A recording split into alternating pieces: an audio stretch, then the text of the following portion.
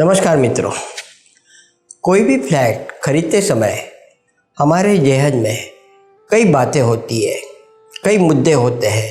जैसे कि जिस बिल्डिंग में हमें फ्लैट लेना है वो कौन से एरिया में है, उस बिल्डिंग के आसपास का वातावरण कैसा है, उस बिल्डिंग का और फ्लैट का कंस्ट्रक्शन कैसा है, मजबूत है, सुंदर है, और इसके साथ ही फ्लैट में कितने कमरे हैं और वो कितने बड़े हैं।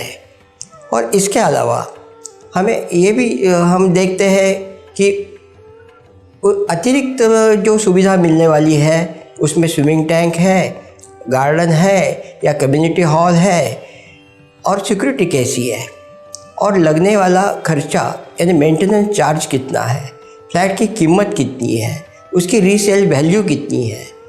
तो मित्रों, ये स्वाभाविक पत्रिका है। कोई भी प्रोडक्ट जब हम खरीदते हैं तो ये सोचना पड़ता है।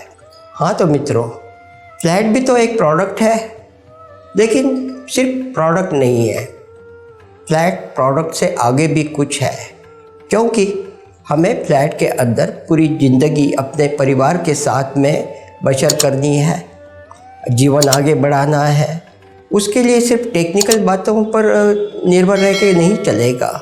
तो वास्तु के अंदर जो ऊर्जा है वो अच्छी होनी चाहिए, उसका फीलिंग, उसका एहसास हमें अच्छी तरह से होना चाहिए अपना, और उसके कारण अपना जीवन सुचारू ढंग से आगे बढ़ना चाहिए।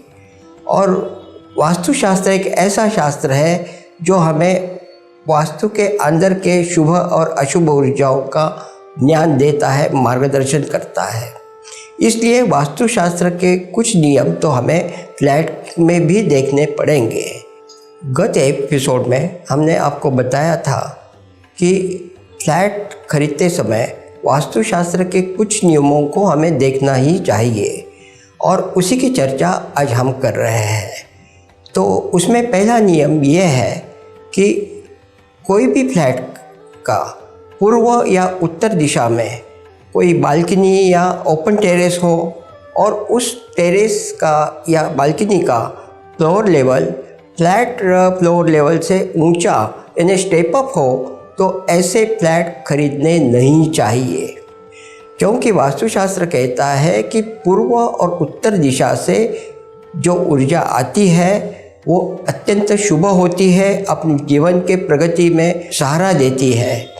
तो ऐसी शुभ ऊर्जा अगर ऐसे स्टेप अप होने से रुक जाती है तो इसलिए ऐसे फ्लैट हमें लेने नहीं चाहिए। अब हम दूसरा नियम देखते हैं।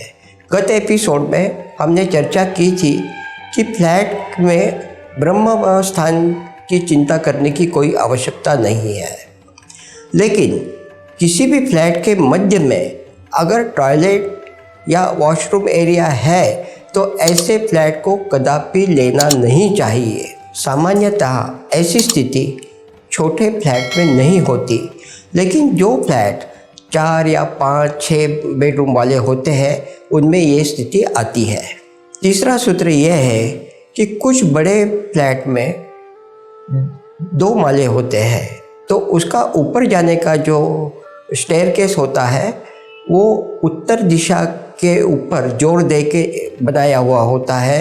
तो ऐसे उत्तर दिशा पर जोर देने वाले जो स्टेयरकेस है, दादरा है, ऐसे फ्लैट भी खरीदने नहीं चाहिए। चौथा नियम यह है कि कोई भी फ्लैट में अगर किचन ईशान कोने में हो या नैऋत्य कोने में हो तो ऐसे फ्लैट भी लेने नहीं चाहिए।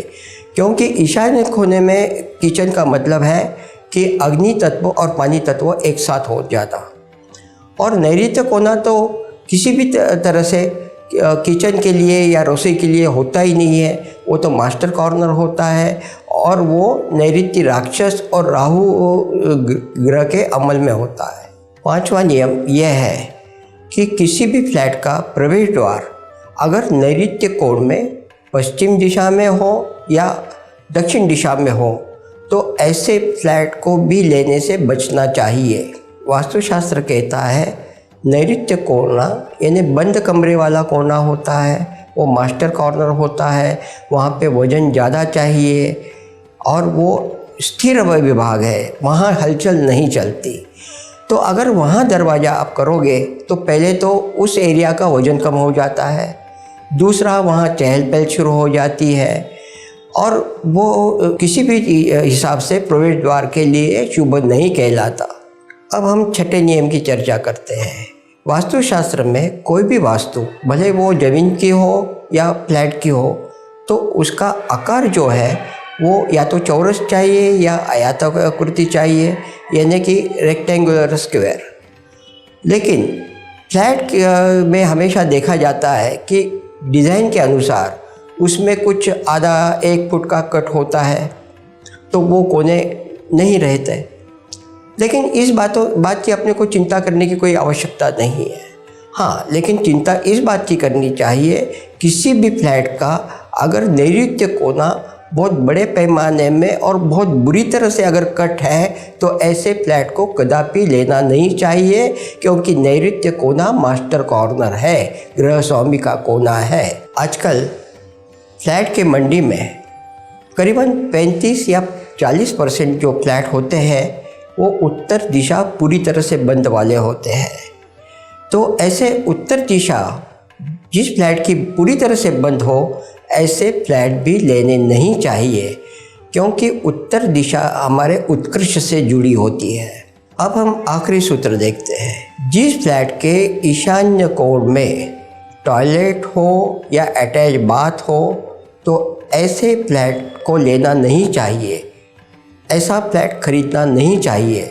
और ख़ास करके जिस फ्लैट के पूर्व दिशा पूरी तरह से खुली हुई है और उसमें अगर ईशान्य कोण में टॉयलेट या वॉशरूम है, तो ऐसा फ्लैट तो कदापि नहीं लेना चाहिए। तो मित्रों, कोई भी फ्लैट खरीदते समय या बुक करते समय इन 8 सूत्रों को देखना चाहिए, ध्यान में रखना चाहिए, उनको कभी भी अनदेखा नहीं करना चाहिए।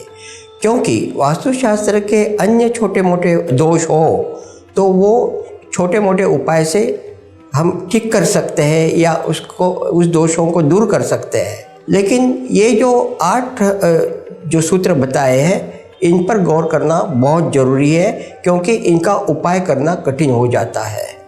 आपको एक गाइडेंस और कर दूँ, कोई भी फ्लैट आप लेते हो तो रेडीमेड मत लीजिए या रीसेल वाला मत लीजिए, फ्लैट बुक करके लीजिए।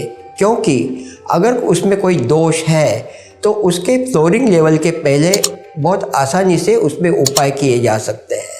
अभी समय हुआ नए सवाल का। लेकिन मित्रों, 5 एपिसोड हो गए हैं, आपके पास से कोई भी सवाल नहीं आया है। हम चाहते हैं कि आपके सवालों का जवाब दें, आपके शंकाओं का समाधान करें। तो कृपया 7 दिसंबर तक आपके सवाल भेजें, तो 12 दिसंबर से होने वाले नए एपिसोड में आपके सवालों का जवाब देते हैं। नमस्कार, फिर मिलते हैं 12 दिसंबर से।